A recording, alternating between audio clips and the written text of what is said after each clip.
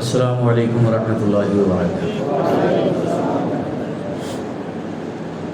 نحمده ونصلی علی رسولہ الکریم، اما بعد فاعوذ باللہ من الشیطان الرجیم، بسم اللہ الرحمن الرحیم۔ سیعلم الذین ظلموا ای منقلب ینقلبون۔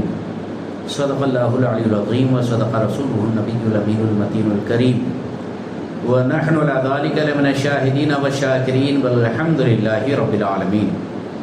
ان الله وملائكته يصلون على النبي يا ايها الذين امنوا صلوا عليه وسلموا تسليما۔ اللهم صل على سيدنا ومولانا محمد وعلى ال سيدنا ومولانا محمد وبارك وسلم صلاة وسلاما عليك يا رسول الله وعلى آلك واصحابك يا نور الله صلى الله تعالى عليك وسلم۔ غوث اعظم بمنے بے سرو ساما مدد، قبلہ دین مدد، کعبہ ایمان مدد، بگرداب بلا افتاد کشتی، ضعیفانو شکستارا تو کشتی، بحق خواجہ عثمان ہارون مدد کن یا معین الدین چشتی، مدد کن یا معین الدین چشتی، مدد کن یا معین الدین چشتی۔ سرورا شاہا کریمہ دستگیرہ اشرفا، حرمت روح پیمبر یک نظر کن سوئے ماں، اے اشرف زمانہ زمانے مدد نما، درہائے بسترا ز کلید کرم کشا۔ عزیزان محترم، آج کی یہ محفل ذکر شہدائے کربلا کے عنوان سے منعقد ہے، اور علی جناب حاجی فرید خطیب صاحب اور علی جناب شکیل خطیب صاحب کے والد بزرگوار مرحوم حاجی نظام الدین صاحب، ان کے برسی کا بھی موقع ہے۔ اللہ کی بارگاہ میں دعا کرتے ہیں لا العالمین جناب مرحوم حاجی نظام الدین صاحب کو کروٹ کروٹ جنت عطا فرمائے، اور ان کے بال بچوں کو دنیا اور آخرت کی فوز و فلاح کامیابی کامرانی سے ہمکنار فرمائے۔ عزیزان محترم، میں جانتا ہوں کافی وقت سے آپ حضرات بیٹھے ہیں، اور ماشاءاللہ ایک بہترین پرمغز ہمہ جہت ہمہ گیر اور شاندار جامع معنی بہترین خطاب اور بیان آپ حضرات سن چکے ہیں۔ مزید کچھ زیادہ بولنے اور سنانے کی ضرورت نہیں ہے، لیکن جب نام آیا ہے تو ظاہر بات ہے کہ سرکار امام علی مقام کے مداحوں میں اور ان کے شہداؤں میں اور ان کی مدح سرائی کرنے والوں میں اپنا بھی نام لکھ لیا جائے تو بہت تھوڑی دیر کے لیے مجھے برداشت کریں گے، لیکن میں کچھ باتیں آپ کے سامنے پیش کروں گا۔ یہ کرنا چاہتا ہوں کہ سرکار امام علی مقام رضی اللہ تعالیٰ عنہ کی شہادت عمل میں آئی۔ حضرت نے جیسے فرمایا تمام شہداء کے سروں کو دفن کر دیا گیا، پھر اس کے بعد ہوا کیا سبھی کو پتہ ہے کہ ایک ایک کو چن چن کر مارا گیا تھا، کوئی بھی خوش و خرم شاد و آباد نہیں رہا۔ کربلا میں بہت دندنائے تھے، امام علی مقام اور اہل بیت کرام پر ظلم و بربریت کے پہاڑ توڑے تھے۔ رب تبارک و تعالیٰ نے بھی یہ بتا دیا کہ ظلم کی ٹہنی کبھی پھلتی نہیں، ناؤ کاغذ کی کبھی چلتی نہیں۔ ہاں، قتل حسین اصل میں مرگ یزید ہے، اسلام زندہ ہوتا ہے ہر کربلا کے بعد۔ ہمارے شہنشاہ ہندوستان نے تو بڑی شان کی بات کہی ہے کہ شاہ است حسین، بادشاہ است حسین، دین است حسین، دی پناہ است حسین، سرداد نداد دست در دست یزید، حقا کے بنا لا الہ است حسین۔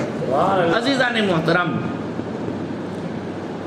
واقعات نے کیسے کروٹ بدلی اور یہ اچانک منظر کیسے پیدا ہو گیا کہ جو بڑے شیر بنے پھر رہے تھے، اور کیا شیر کہا جائے گا ان کو، ارے ٹوٹل قافلے کے اندر جتنے مرد عورت خرد کلا بچے بوڑھے جوان جتنے تھے، اہل بیت رسول اللہ کے قافلے میں اہل بیت کے ساتھ خدام اور آپ کے جانثاروں کی پوری تعداد ٹوٹلی 82 تھی۔ ہاں، اس میں سے 72 شہید ہو گئے، صرف اونلی 10 لوگ بچے۔ اسی میں چھوٹے سے لے کر بڑے تک، خواتین یہ وہ سب کچھ ٹوٹل ملا کے 10 کو چھوڑا ہے، باقی سب کو شہید کر دیا ہے۔ یہ 72 کو شہید کرنے کے لیے کتنی بڑی کمک اور کیسی بڑی تعداد اور کتنی بڑی فوج تھی سب کو معلوم ہے. 22,000 کو آپ ڈیوائڈ کرو ذرا 72 کے اوپر. 72 کو 72 پر تقسیم کرو 22,000 کو. ایک ایک کے کھاتے میں کئی 100 آئیں گے. مطلب یہ تھا ابن زیاد بھی جانتا تھا, ابن سعد بھی جانتا تھا, اور سارے اس کے چیلے چپیڑے سب کوئی جانتے تھے کہ یہ وہ خاندان ہے کہ جس خاندان کے سامنے یہ 22,000 بھی کم پڑیں گے.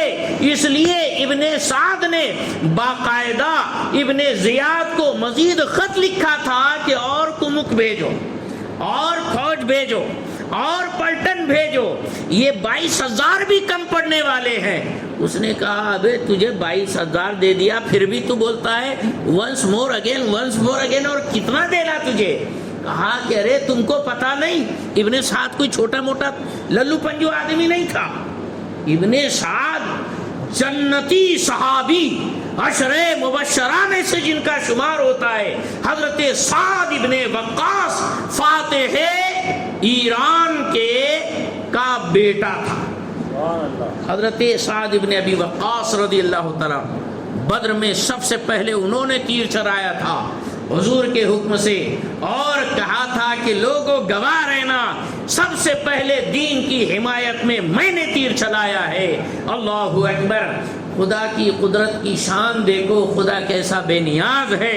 ولی کے پیٹ میں شیطان پیدا ہوا, اور ابن سعد کے یہاں یہ حضرت سعد ابن ابی وقاص رضی اللہ تعالیٰ عنہ کے یہاں یہ عبید اللہ ابن سعد خبیث پیدا ہوا. اس نے میدان کربلا میں پہلا تیر چلایا اور کہتا ہے سب گواہ رہو سب سے پہلے میں نے تیر چلایا. کاہے کے لیے آیا تھا؟ رے کی حکومت کے لیے, گورنری کی لالچ میں آیا تھا, زر و جواہرات روپیہ پیسہ سونا چاندی کی لالچ میں آیا تھا. آپ اندازہ لگائے یہ خوب جانتا تھا, صحابی کا بیٹا تھا, یہ شیر خدا کے گھر کے شیر ہے. اور شاعر بھی کہتا ہے علی کا گھر بھی وہ گھر ہے کہ اس گھر کا ہر ایک بچہ جہاں پیدا ہوا شیر خدا معلوم ہوتا. کبھی دیوار ہلتی ہے, کبھی در کانپ جاتا ہے. علی کا نام اب بھی لو تو خیبر کانپ جاتا ہے. جانتا تھا وہ. ابن سعد ہے کون؟ سرکار سیدنا امام علی مقام حضرت امام حسین ہے. اور کون؟ حضرت علی اکبر ہے, حضرت علی اصغر ہے, حضرت قاسم ہے, حضرت زین العابدین ہے, حضرت عباس علمبردار ہے. اللہ اکبر, اللہ اکبر. 72 میں سے ہر ایک اہل بیت رسول اللہ ٹوٹل جتنے تھے 72 میں سے یہ 82 میں سے تو 10 یہ 82 میں سے ٹوٹل 21 اہل بیت رسول اللہ میں سے تھے. مولا علی شیر خدا کے بیٹے, حضرت عقیل ابن ابی طالب کے بیٹے, اور پھر حضرت امام حسن رضی اللہ تعالیٰ عنہ کے شہزادے, حضرت امام حسین رضی اللہ تعالیٰ عنہ کے بیٹے, یہ دیگر تمام سب ملا لو تو ٹوٹل 21 کی تعداد. اب 21 نکال لو, 72 شہید ہوئے تھے, ان میں سے 21 نکالو تو 51 بچے, 51. یہ کون تھے؟ یہ صحابہ تھے یا تابعین تھے؟ محبین اہل بیت تھے.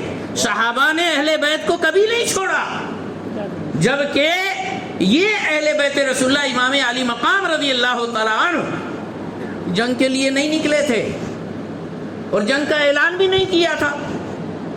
کیا مدینے اور مکے سے چلتے ہوئے انہوں نے کہا تھا کہ میں یزید سے لڑنے کے لیے جا رہا ہوں؟ نہیں. اگر اعلان جنگ کر دیے ہوتے, ایک بھی صحابی مدینے میں نہیں رہتا, ایک بھی صحابی مکے میں نہیں رہتا, دنیا کے کسی گوشے میں نہیں رہتا, امام علی مقام کے ساتھ چلتا. بلکہ صحابہ تو عرض کرتے حضور آپ مدینے میں آرام سے بیٹھے, ہم نپٹ کے آتے ہیں, ہے نا.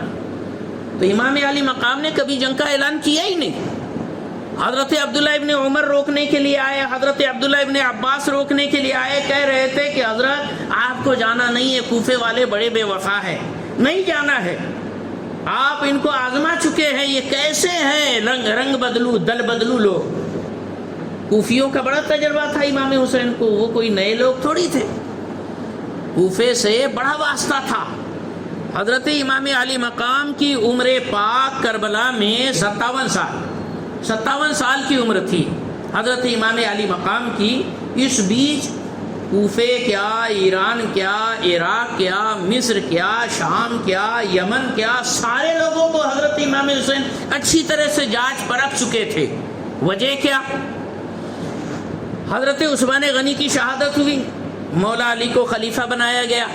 مولا علی رضی اللہ تعالیٰ عنہ نے سوچا کہ حضرت عثمان غنی خلیفۃ المسلمین امیر المومنین کی شہادت مدینہ منورہ میں ہو گئی، یعنی لوگ بڑے بے خوف بے ادب ہوتے چلے جا رہے ہیں۔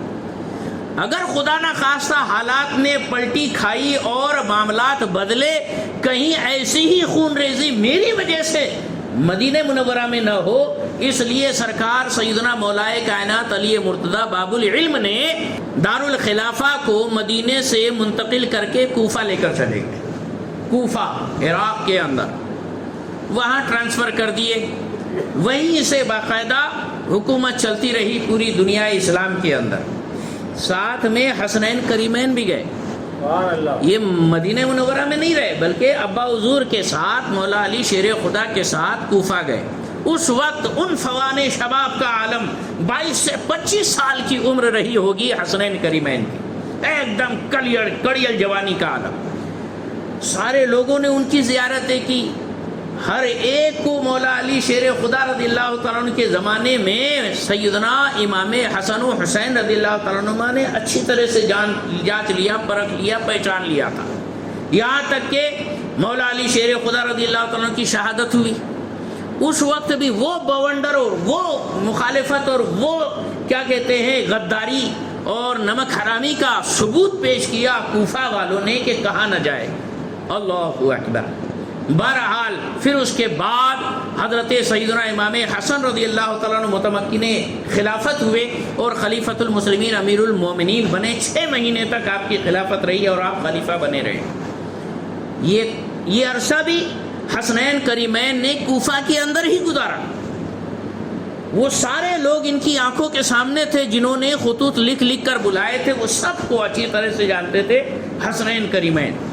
یہاں تک کہ مصالحت ہوئی حضرت امیر معاویہ سے اور حضرت امام حسن نے کوفہ کو چھوڑا، مدینہ منورہ تشریف لے آئے، ساتھ میں امام حسین بھی مدینہ منورہ تشریف لے آئے۔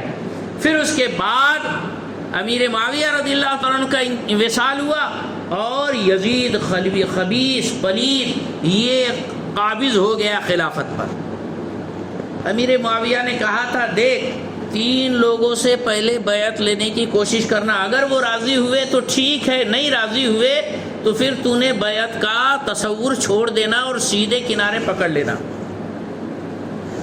اچھا مشورہ دیا تھا کہ اگر وہ 3 لوگ تجھے ایکسیپٹ کرتے ہیں، تجھے باقاعدہ سلیکٹ کرتے ہیں تو تو خلیفہ ہے، اگر وہ ریجیکٹ کرتے ہیں تو پھر تو نے زیادہ اتپات مچانے کی ضرورت نہیں ہے، خاموشی سے اپنی جگہ پکڑ لینا۔ 3 لوگ سب سے پہلے دنیائے عالم میں آسمان کے نیچے زمین کے اوپر اگر سب سے عظیم شخصیت اگر کوئی اس وقت تھی تو وہ حضرت امام حسین امام علی مقام رضی اللہ تعالیٰ، ان سے بڑھ کر کوئی عظمت والا اس وقت نہیں تھا۔ تو کہا ان سے بیعت لینا۔ پھر دوسرے حضرت عبداللہ ابن عباس رضی اللہ تعالیٰ، تیسرے حضرت عبداللہ ابن زبیر رضی اللہ تعالیٰ۔ یہ تینوں نے اگر سلیکٹ کر دیا تجھے تو پھر تو اوکے ہے، اور اگر انہوں نے کسی نے بھی ریجیکٹ کیا تو زور زبردستی نہیں کرنا اور سیدھے ریورس گیئر ڈال دینا۔ یہ اچھی طرح سے سمجھا دیا تھا۔ لیکن اس کے بعد اب یہ ہوا کہ اس نے سوچا اگر کبھی انہوں نے مجھے ریجیکٹ کیا تو میری تو مٹی پلید ہو جائے گی، تو یزید کے ساتھ ساتھ پلید ہو جاؤں گا۔ اس کے لیے اس نے سوچا کہ ان پر پریشر ڈالا جائے اور ان کو مجبور کیا جائے۔ سب سے پہلے مدینہ منورہ کے جو گورنر تھے ولید ابن عقبہ، ان کو کہا گیا کہ حضرت امام علی مقام سے بیعت لو۔ امام علی مقام رضی اللہ تعالیٰ عنہ مسجد نبوی میں تشریف فرما تھے۔ معاملہ یہ تھا کہ اس دور میں جو خلیفہ ہوتا تھا وہ مسجد نبوی کی امامت کرتا تھا، اور خلافت جب یہ امارت میں تبدیل ہو گئی تو اس کے بعد اہل بیت رسول اللہ میں جو سب سے عظیم الشان مولا علی حضرت سیدنا مولا حسین رضی اللہ تعالیٰ عنہ وہ امامت فرمایا کرتے تھے مسجد نبوی کے مصلی پر۔ عشاء کی نماز پڑھا کر حضرت امام علی مقام رضی اللہ تعالیٰ عنہ فارغ ہو کر بیٹھے تھے۔ اتفاق سے حضرت عبداللہ ابن عباس رضی اللہ تعالیٰ عنہ بھی تھے اور دیگر بزرگ صحابہ کرام بھی تھے۔ اچانک آنے والا آیا اور اس نے کہا گورنر صاحب بلا رہے آپ۔ لوگ حیران ہو گئے، اتنی رات گئے، عشاء کے بعد ہمارے یہاں تو دن نکلتا ہے، گاؤں دیہات میں چلے جاؤ 8 بجے لوگ سو جاتے، ہاں یہاں تو 8 بجے دن نکلتا ہے لوگوں کا۔ تو مدینہ منورہ کا بھی حال ویسی تھا اس دور میں، کیا آپ خود بھی دیکھو جو جوان ہیں یا جو ادھیڑ ہے ان کے بچپن کا حال یہ تھا کہ 8-10 بجے تک سب سو جایا کرتے تھے، تو بغرض کے سناٹا تھا اس میں۔ اتنی رات کو یہ بلانے کی وجہ کیا ہو سکتی ہے؟ امام علی مقام کی ذکاوت، ہوشیاری اور فہم و فراست کا اندازہ لگائے۔ امام علی مقام فرماتے ہیں لگتا ہے امیر معاویہ کا انتقال ہو گیا ہے، اور یزید جو ہے یہ خلافت پر قبضہ جمانا چاہتا ہے، اور اس کی طرف سے یہاں کے حاکم کو آرڈر آیا ہوگا کہ مجھ سے خلافت کا بیعت کا مطالبہ کرے۔ بیعت کیا چیز ہے؟ بیعت یہ عہد ہوتا تھا اور وعدہ ہوتا تھا تسلیم و رضا کا، اور باقاعدہ یہ عہد کیا جاتا تھا کہ میں فلاں کو اپنا حاکم مانتا ہوں، میں اس کے خلاف کبھی کیا کہتے ہیں خروج نہ کروں گا اور بغاوت نہیں کروں گا، اس کی اطاعت کروں گا، اس کی اطاعت سے اپنا سر نہ نکالوں گا۔ یہ سارا کچھ عہد ہوتا تھا پہلے دور میں۔ باقاعدہ یہ جو جمہوریت ہوا کرتی تھی یہ بیعت کے ذریعے ہوا کرتی تھی۔ آج اسی کی تعبیر، بیعت کی تعبیر ووٹ کی شکل میں کی جاتی ہے۔ آپ جو ووٹ ڈالتے ہیں نا وہ باقاعدہ وہ کینڈیڈیٹ کو تسلیم کرتے ہیں کہ یہ بڑا اچھا آدمی ہے، یہ بہت صحیح آدمی ہے، میں اس کو مانیتا دیتا ہوں کہ یہ اس عہدے کے لائق ہے، یہ ہوتا ہے۔ تو آج جو ووٹ میں گڑبڑ کرتے ہیں، پیسہ لے کے ادھر ادھر الٹا پلٹا کرتے ہیں، تو سمجھ لینا وہ کتنی بڑی بدنصیبی کا کام انجام دے رہے ہیں۔ حضرت مولا حسین سے بھی کہا گیا تھا یزید کے حق میں ووٹ ڈالو، جبکہ یزید مہا 420، اس کو کیسے امام علی مقام ووٹ دے سکتے تھے؟ تو بہرحال پھر اس کے بعد یہ تاریخ کے کڑیاں آپ کو اچھی طرح سے پتہ ہے۔ امام علی مقام رضی اللہ تعالیٰ عنہ جانے کے لیے تیار ہوئے تو حضرت ابن عباس نے عرض کیا حضور ایسے آپ اکیلے نہ جائیں، باقاعدہ قبیلے کے 20 نوجوانوں کو بالکل طاقتور، زوردار، پہلوان، اچھے تجربہ کار تلوار باز لوگوں کو نیزے اور تلواریں دے کر امام علی مقام کے ساتھ بھیجا۔ کہا جب یہ اکیلے میں ہوں گے اور اگر کوئی انبن ہوتی نظر آئی تو امام علی مقام بلند آواز سے کوئی جواب دے دے جو یہ سمجھ لیں گے اور فوراً حملہ کر کے آپ کو وہاں سے چھڑا کر لے آئیں گے۔ امام علی مقام کو اس طور پر لے کر گیا، اور پھر وہی ہوا جو امام علی مقام فرما رہے تھے کہ ان سے بیعت کا مطالبہ کیا جانے لگا۔ سب سے پہلے تو خبر سنائی گئی کہ امیر معاویہ رضی اللہ تعالیٰ عنہ کا انتقال ہو چکا ہے، یزید قابض ہو چکا ہے، وہ آپ سے اپنی بیعت چاہتا ہے۔ امام علی مقام نے کہا کہ میں ایسے تنہائی میں بیعت نہیں کروں گا، اگر کرنا ہی ہے تو پورے مجمع عام لگاؤ اور لوگوں کو جمع کرو اور ان کے سامنے مطالبہ کرو، اس کے بعد دیکھا جائے۔ یہ بول کر امام علی مقام واپس لوٹ آئے، اور پھر آپ نے عہد کیا کہ اگر میں یہاں رکا ظاہر بات ہے کشمکش ہوگی اور مدینہ الرسول کی بے حرمتی ہوگی، میں نہیں چاہتا ہے کہ پیارے حضور پاک صلی اللہ علیہ وسلم کی مدینہ منورہ کو خون سے آلود کیا جائے اور پامالی کی جائے، بے حرمتی کی جائے، اس لیے مدینہ منورہ چھوڑ کر مکہ تشریف لے گئے۔ پھر مکہ کے اندر خطوط پہنچے تو امام علی مقام باقاعدہ کوفہ پہنچے. ایک ایک خط بھیجنے والے کو اچھی طرح سے جانتے تھے. ان میں سے ایک نام تھا سلیمان ابن سرد رضی اللہ تعالیٰ عنہ، صحابی رسول، تقریباً 92 سال 92 ایئرس کی ان کی عمر تھی.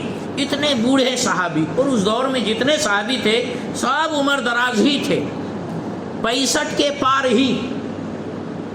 یہ حضرت امام علی مقام کی خود 56-57 سال کی عمر تھی. یہ کتنے کم عمر صحابہ میں سے حضرت امام حسن و حسین کے حضور کے وصال کے وقت بمشکل 6 سال 6.5 سال عمر رہی ہوگی ان لوگوں کی. تو بتاؤ جتنے بھی صحابہ تھے اس وقت 60 کے پار ہی تھے. جو قافلہ حسینی میں صحابہ تھے وہ قریب 12 صحابہ تھے. ان میں سے سب سے کم عمر صحابی کی عمر 67 سال 67، یہ اتنی عمر تھی.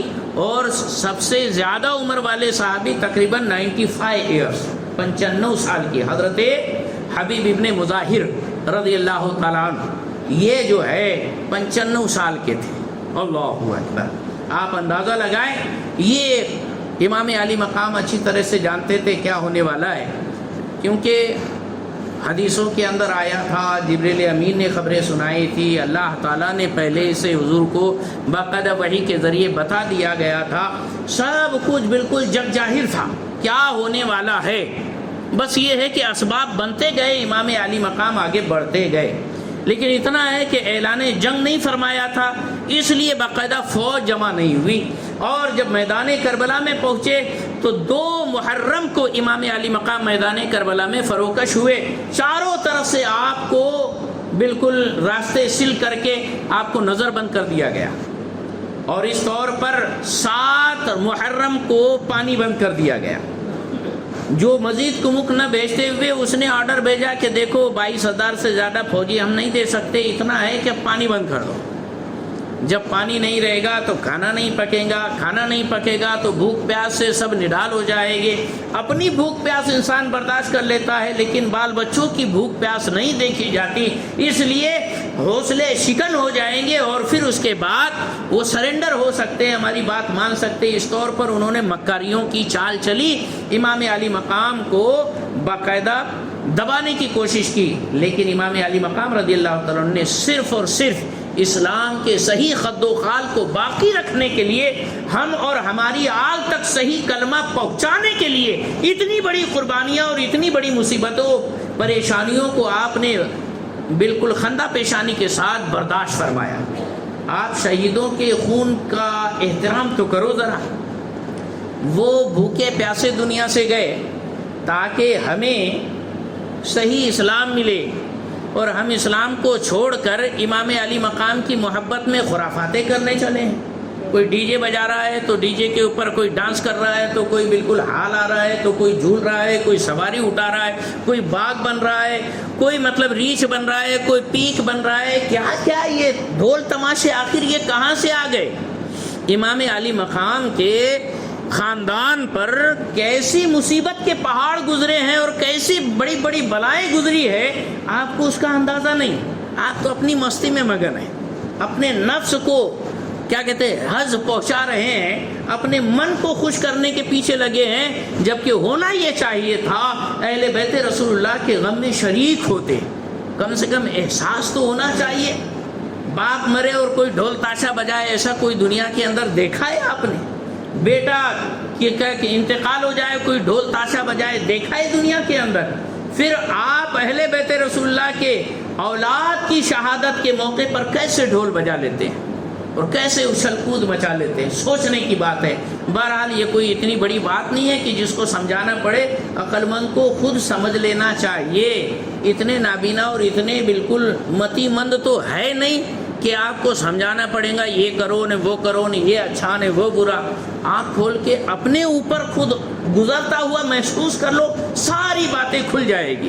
کسی دلیل کی آپ کو کوئی ضرورت نہیں رہے گی. عزیزان گرامی، ہوا یہ سن 61 ہجری کے اندر یہ واقعہ ہوا. آج 1385 سال فکس پورے راؤنڈ فگر ہو گیا. 1385 سال گزر گئے واقعے کربلا کو، لیکن ایسا لگتا ہے جیسے ابھی بھی یہ واقعہ ہوا ہے۔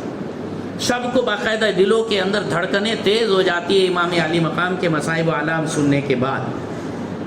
61 ہجری کے بعد معاملے بدلتے گئے اور 67 تک 67 میں یزید مر گیا، جہنم واصل ہو گیا۔ وہ 39 سال کی عمر میں جہنم رسید ہو گیا۔ 61 میں اس نے امام علی مقام رضی اللہ عنہ کو شہید کیا۔ اب معاملات کیسے بنے؟ امام علی مقام کے جو چاہنے والے تھے جیسے مختار ثقفی، اس وقت کہاں تھے جناب؟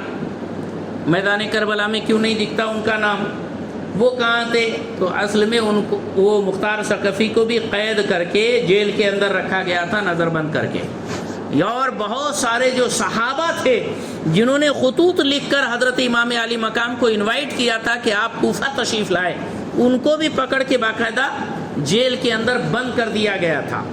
اور یہ سارے واقعات ہونے کے بعد جب ان لوگوں کو چھوڑا گیا تو سب سے پہلے حضرت سلیمان ابن سرد خزائی رضی اللہ تعالیٰ عنہ جو صحابی رسول تھے، ان کی عمر تھی 92 سال کی، اور ان کو ایک عجیب سا فیلنگ ہوئی کہ مجھ سے بہت زیادہ غلط ہو گیا کہ میں نے حضرت امام علی مقام کو دعوت دی، بلایا، حضرت نے میرے دعوت نامے کو قبول کرتے ہوئے کوفہ تشریف لائے، اور میں ان کی مدد نہیں کر سکا، ان کی حمایت نہیں کر سکا، ان کی حفاظت اور خدمت نہیں کر سکا، جیل میں بند تھا۔ ان کو بہت برا لگا، اور وہ ایک بہت ہی حیثیت والے تھے۔ سرکار پاک صلی اللہ علیہ وسلم کے وصال سے پہلے مدینہ منورہ میں رہتے تھے، حضور کے وصال کے بعد وہ کوفہ منتقل ہو گئے، اور کوفہ کے بڑے سرداروں میں ان کا شمار ہوتا تھا۔ قریب 12,000 لوگ ایسے نکلے جن کو اپنے خطوط بھیجنے پر اور امام علی مقام کو بلانے پر پشیمانی ہوئی، احساس شرمندگی ہوئی، اور یہ 12,000 لوگوں نے مرنے مارنے کی بالکل قسم کھا لی کہ اب ہم باقاعدہ اس کا کیا بولیں گے کہ پراشچت کریں گے، اور اس کا جو ہے ہم اللہ کی بارگاہ میں اس کا بدلہ پیش کریں گے۔ تو کیا کر سکتے ہیں؟ انہوں نے باقاعدہ ایک تاریخ فکس کی، 10 محرم ہی کی تاریخ تھی، اور وہ فرات کے کنارے پر امام علی مقام کی مدارک الانوار کے پاس حاضر ہوئے۔ فرات میں سب نے غسل کیا، غسل کرنے کے بعد امام علی مقام کی مزار پاک تربت اطہر پر حاضر ہوئے، توبہ کرتے تھے اور کہتے تھے امام علی مقام ہم سے بڑی غلطی ہوئی، ہم تو قید و بند کی صحبتوں میں مبتلا تھے، ورنہ یقیناً ہم آپ کے اوپر اپنی جانیں نشاور کرتے اور ایک بھی شہزادے کو آج آنے تک کے ہم موقع نہیں دیتے، ہم اپنے جانوں کے نذرانے پیش کر دیتے۔ غرض کے ایسے ہی ماحول جم رہا تھا، 12,000 کا لشکر یزید کے خلاف باقاعدہ خروج کر چکا تھا، قیام کر چکا تھا۔ اسی دوران مختار ثقفی آ گیا۔ مختار ثقفی نے کہا کہ دیکھو یہ تم لوگ جلد بازی کا کام کر رہے ہو، ابھی جو ہے یہ اینٹی گروپ جو ہے ابن زیاد اینڈ کمپنی، ابن سعد وغیرہ، یہ ابھی بہت کچھ طاقتور ہے، پاورفل ہے اور عروج پر ہے، ابھی فوراً ان کے خلاف خروج مت کرو، اعلانیہ طور پر بغاوت مت کرو، اور تھوڑی دیر کے لیے آرام سے رہو، ہم مل جل کر کوئی اچھا موقع دیکھ کے بات اٹھائیں گے۔ لیکن حضرت سلیمان ابن سرد نے کہا کہ اب بہت ہو گیا، صبر کی انتہا ہو گئی، اب تو ہمارے لیے لعنت محسوس ہو رہا ہے، ہم جینا نہیں چاہتے، ہم مرنا چاہتے ہیں اور قاتلین حسین کو قتل کر کے مرنا چاہتے ہیں۔ اس طور پر جب یہ مختار ثقفی نے وہاں کچھ واضح بیان کیا تو 12,000 میں سے 8,000 کو کاٹ لیا، اور 8,000 یہ کیا کہتے ہیں مختار ثقفی کے ساتھ چلے گئے، صرف 4,000 لوگ باقی بچے۔ ان لوگوں نے رات بھر امام علی مقام کی تربت اطہر کے پاس بیٹھ کر توبہ استغفار کیا۔ اس گروہ کا نام تاریخ کے اندر توابین کہا جاتا ہے۔ آپ تاریخ اسلام اکبر الدین نجیب آبادی کی پڑھ لو، اس میں بھی توابین کا ذکر ہے، اور تاریخ کی کتابوں میں بھی کھنگالو یہ توابین کا ذکر ملتا ہے۔ اور شیعہ لوگ بولتے ہیں کہ یہ ہمارے پرکھے، ہمارے دادا پردادا یہ شیعہ لوگ نہیں تھے، یہ حضرت صحابی حضرت سیدنا سلیمان ابن سرد رضی اللہ تعالیٰ عنہ کے ماننے والے تھے، 4000 لوگ۔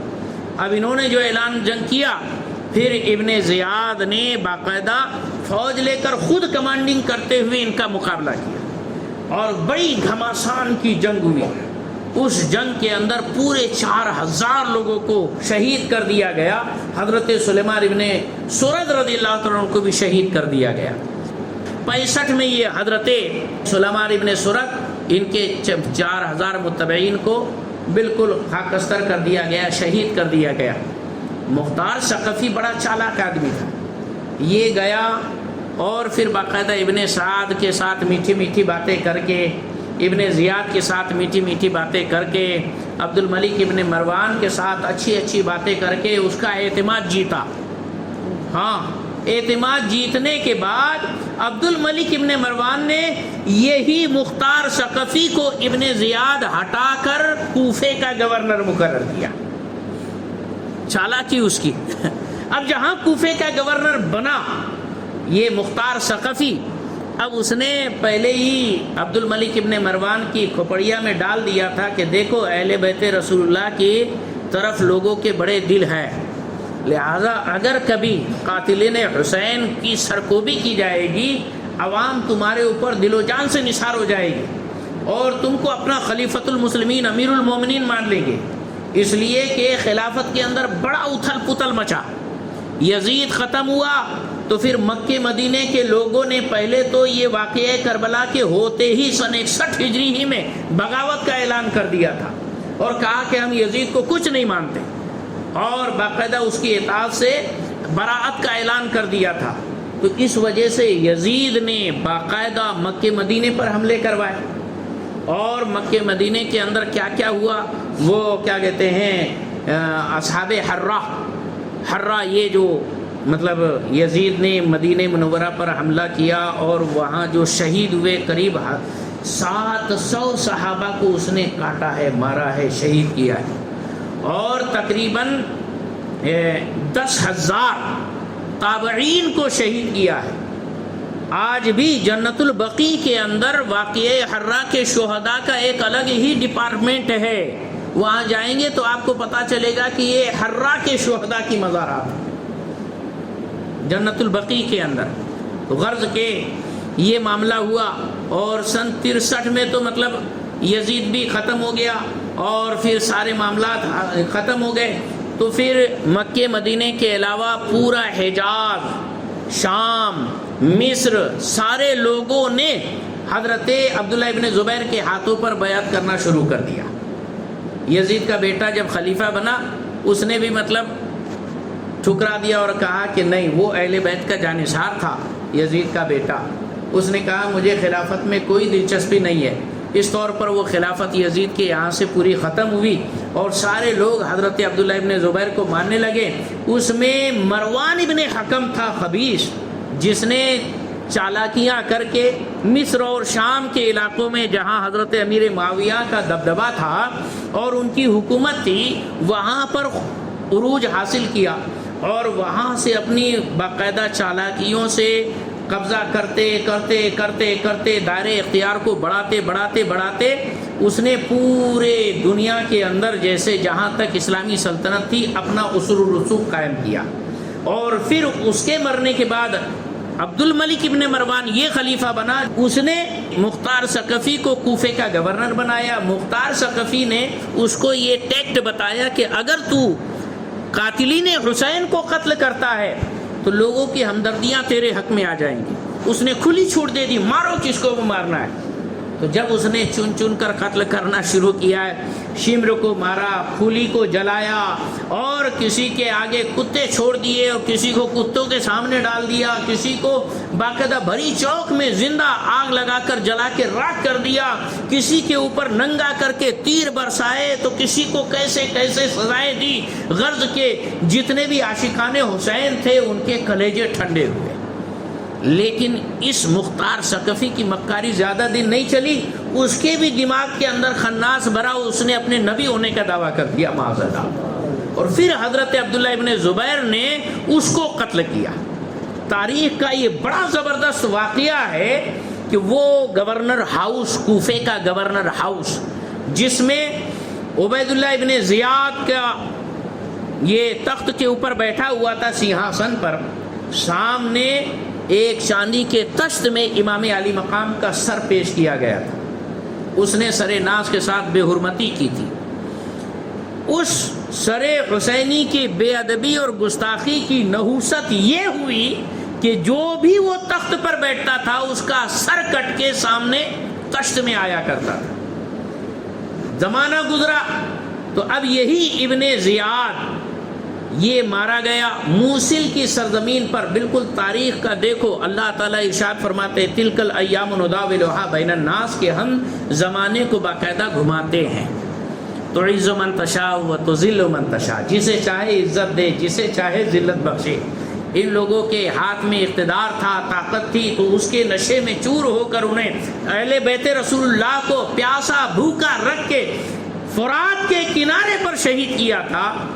بالکل سن 67 میں، 61 میں یہ واقعہ ہوا، 6 سال کے بعد 67 میں موصل کے پاس یہی فرات کے کنارے پر ابن زیاد کے لشکر کا مقابلہ ہوا اور مختار ثقفی کے کمانڈر نے باقاعدہ اس کو ذلت کی شکست دی. اور جب وہ مارا گیا تو اس کا سر کاٹ کے لایا گیا. لاشوں کے اندر ابن زیاد کا جسم پہچان میں نہیں آ رہا تھا، تو ایک جسم سے بڑی گندی بدبو، گھناؤنی سڑی ہوئی بدبو محسوس ہو رہی تھی. پتہ چلا کہ یہ ہے ابن زیاد. اس کی ران پر، مانڈی پر ایک ناسور تھا، پھوڑا تھا، جس میں سے مواد سڑا ہوا نکلتا تھا، بدبو نکلتی تھی. اس سے پہچان میں آیا کہ یہ ابن زیاد ہے. کیا ہوا تھا؟ سر امام علی مقام جب حاضر پیش کیا گیا تو اس خبیث نے تشت کے اندر رکھے ہوئے سر ناز کے بالوں کو، زلفوں کو اپنے ہاتھ سے پکڑا اور ایسا دیکھنے لگا، کیوں حسین پہلے آ جاتے جان بچ جاتی. مارے گئے نا. جیسے ہی ڈینگ مار رہا تھا امام علی مقام کی بند آنکھیں اچانک کھل گئی. اچانک سر ناز کی آنکھیں کھلنا تھا، ابن زیاد کا وضو ٹوٹ گیا. ہاں، پو پا سب کچھ کر دیا اور ڈر کے مارے ایسا تھر تھر کانپنے لگا. گردن سے ایک قطرہ خون کا نکلا، اس کی ران پر گرا، وہاں پر ایک ناسور بنا اور وہی پھوڑے سے اس کو اتنا درد ہوتا تھا، اتنی بدبو آتی تھی، اتنی تکلیف رہتی تھی کہ بے چین رہتا تھا. غرض کے اسی زخم نے پہچان کروائی یہ ابن زیاد ہے.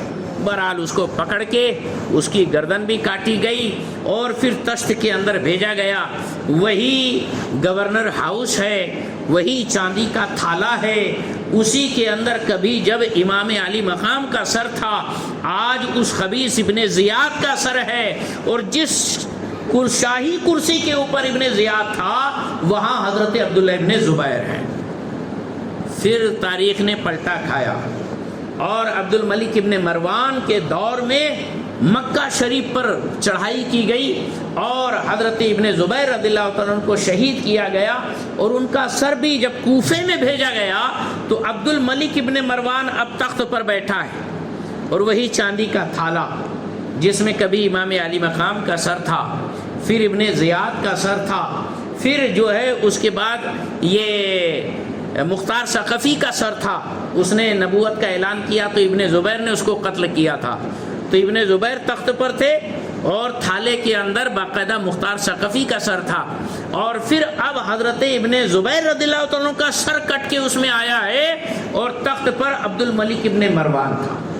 ایک آدمی کھڑا ہوا، عبد الملک سمجھ لو یہ جب سے سر حسین کی بے ادبی یہاں ہوئی، نحوست یہ ہے کہ جو بھی تخت پہ بیٹھتا ہے اس کا سر میں نے تشت میں دیکھا ہے. اور پھر پوری ہسٹری بتانے کے بعد کہا اب تو تخت پہ ہے، سمجھ لے اگلی باری تیری ہے. اتنا گھبرایا عبد الملک ابن مروان، فوراً باہر نکلا اور کہا میری آنکھوں کے سامنے پوری عمارت کو زمین بوس کر دیا جائے.